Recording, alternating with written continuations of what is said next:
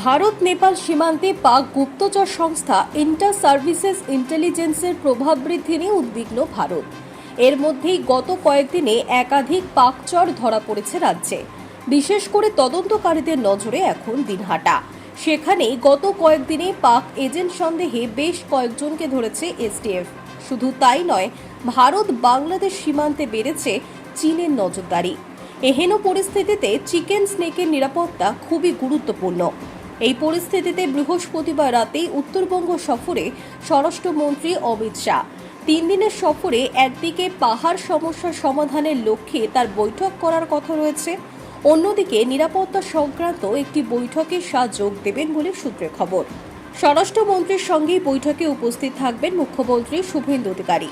দীর্ঘদিন ধরে পাহাড় সমস্যার সমাধান চাইছেন বিমল গুরুংরা।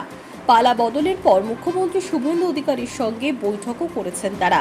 জানা গিয়েছে, এই পরিস্থিতিতে 22শে অগাস্ট পাহাড়ের নেতাদের সঙ্গে বৈঠকে বসবেন অমিত শাহ।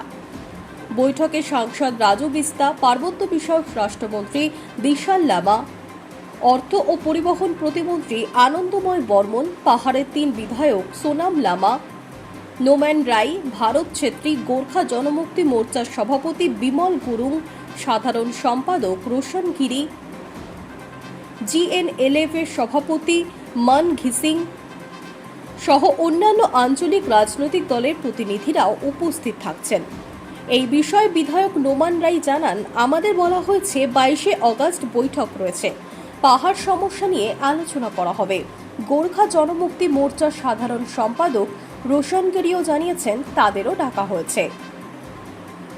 যদিও তার আগে 21শে অগাস্ট বিশাল এক আইনি প্রদর্শনীতে অংশ নেবার কথা রয়েছে অমিত শাহের। দেশের আধুনিক বিচার ব্যবস্থা এবং সম্প্রতি কার্যকর হওয়া 3টি নতুন ফৌজদারি আইন সম্পর্কে সাধারণ মানুষকে সহজ ও স্পষ্টভাবে সচেতন করতে উত্তরবঙ্গের প্রবেশদ্বার শিলিগুড়িতে আয়োজিত হতে চলেছে এক বিশাল আইনি প্রদর্শনী। সেখানেই উপস্থিত থাকবেন স্বরাষ্ট্রমন্ত্রী। যদিও এই অনুষ্ঠানে যোগ দেওয়ার আগে সেনা কর্তাদের সঙ্গে সীমান্ত সুরক্ষা নিয়ে একটি উচ্চ পর্যায়ের বৈঠক করবেন তিনি। এরপর বিএসএফ এবং এসএসবির কর্মসূচিতে অংশ নেবেন। পরবর্তীতে কাওয়াখালী ময়দানে পৌঁছে প্রদর্শনীর বিভিন্ন স্টল ঘুরে দেখবেন। Hi news network.